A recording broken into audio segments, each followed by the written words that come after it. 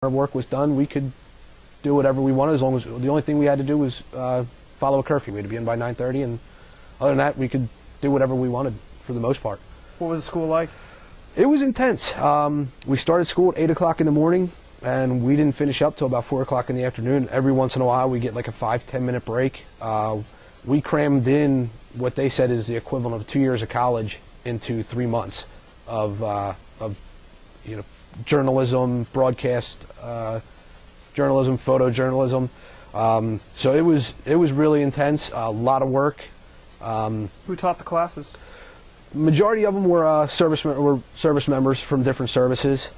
We had a few civilians that came in who had retired from the military and came back to be an instructor. But for the most part, it was service members who had worked in the field who would come back and station there. Okay, so you either have service or retired service. So yeah, it was. I think there might have been out of the whole staff only 2 civilians that were truly civilians. And your class is concentrating on journalism, photography. I mean, that was, for the most part, we did journalism of all kinds: news stories, news features, sports. How were you tested, or were you tested? Well, we did a lot of articles. That was part. We were sent out to do a project. Our project was to go find a story, shoot the images, and then for our test, it was what's the optimal amount of words for an intro? No grading of essays, or it was a lot more writing than anything else. Few tests, a lot of practical application, especially when it came down to photos.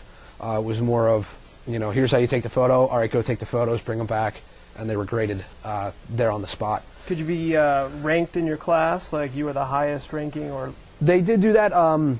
Our class had like 6 different sections of instructors, all in the same, and they do have the honor graduate, but he's the honor graduate. He or she is the only one that's recognized as the top in the class. That's the only one that they recognize. So you're the top, or you're not. Yep, exactly. You're number one. Was there any fail out, drop out? We had a few. We had a few fail.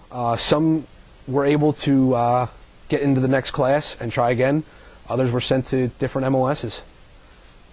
Some I know, radio schools. Anybody that was in need of an extra body, they got sent there. They were kicked out of the detachment, kicked out of the school, and sent. Was to there any MOS. physical training tests? Or? We do every 6 months. We do a physical fitness test. No different than when in active duty out in the fleet. But not a requirement specific to the school. Not specific to the school, but our detachment itself held certain standards. I mean, we PT'd every day but Thursday. Thursday was classes strictly for the Marines. But we were up every morning at 4:30 and out running a couple of miles, back showered and out to school. What was it like interacting with the other services? It was interesting. It was definitely, I don't know.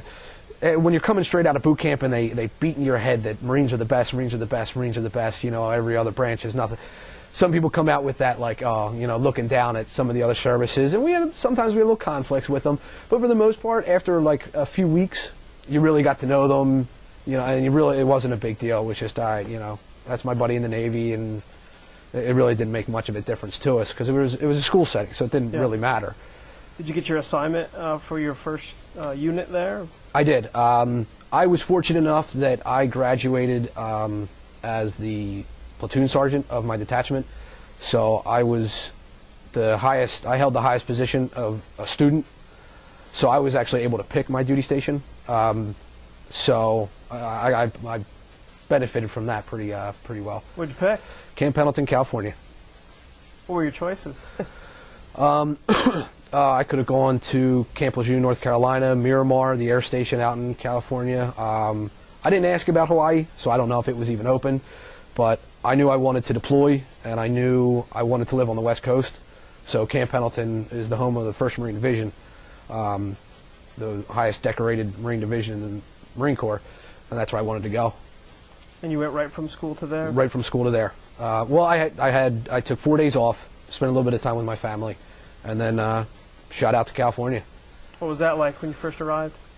It was a little disorienting. I only knew 2 guys out there, and there were 2 guys that I was actually in charge of before. So I called them. I said, listen, I'm checking in. I need somebody to come pick me up from the airport. I didn't know the guy picking me up. I went from being at the top at school to being the new guy at the bottom, and I'm asking favors from the guys who I used to be in charge of, who look up to me. Now I'm in turn looking up to them because they had been out there for a couple months prior to me. Yeah. So it was, at first it was a difficult adjustment, and I mean there's no okay, this is how we do it. It was, here, there's a story, go cover it. Who was your commanding officer, or who did you fall under? Was it a civil affairs battalion, or? We fell under we were a consolidated public affairs office, so there are 3 different sections. There was the Marine Logistics Group, there's the 1st Marine Division, and there's a Marine Corps base. And we all fell under, we got an individual detachment, like I was with 1st Marine Division, but I was working next to guys that were Marine Corps base or MLG because we were consolidated, so we fell under the Marine Corps base headquarters unit. But we worked, it was the consolidated public affairs office. So who did you directly report to? You had a squad where everyone's a reporter, or? Well, just our office was the consolidated portion of it. Yeah. We were, I guess you could call it like a platoon under the headquarters element, because there were only about 20-some of us that worked in the office. And those were your assignments came from? There's a story, here it is. That's our, we had a master sergeant, we had our own CO, and it was a lot. We had press chiefs, we had editors, and we would all just kind of call around, find stories. If the press chief heard of stories, it was his job to assign them. Huh. So they'd send you out, and literally first day, first week, or is there a training process? The first story I covered was the 2nd day that I was on base. I had to cover a story about a woman winning a vacation to Hawaii. I had no. They threw a camera in my hands, gave me a pen and a notepad, and said, "Here's where to go." A partner? Nope, nothing. Solo. They just shot me out, and I didn't want to look like fresh. I'm sorry, lost my train of thought. I'd imagine you didn't want to look silly. Well, that was it. So I didn't even ask where I was going. I had to wait until I got halfway to the location to start asking people, where is this? Hoping I walked in the right direction. Did you have a car? Not at first, because I just gotten shipped out there, and so you get your first story. They give you a camera, and you're huffing it around base. Yep, pretty much. Luckily enough, it was only right down the street, but as far as I knew, it could have been 5 miles away. And how'd the story go?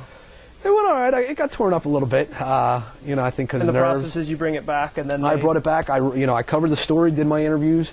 I come back, I give my photos to the editors. I give my sit down, write my story, have it edited, and just like a newspaper. If it's good enough, it'll go to print. If not, hey, you got to change this. This needs to be rewritten. And the writing style that was used for the base paper that I was at was very different than the style that I was taught at the school. So my first story was a little rough. Was there a lot of banter?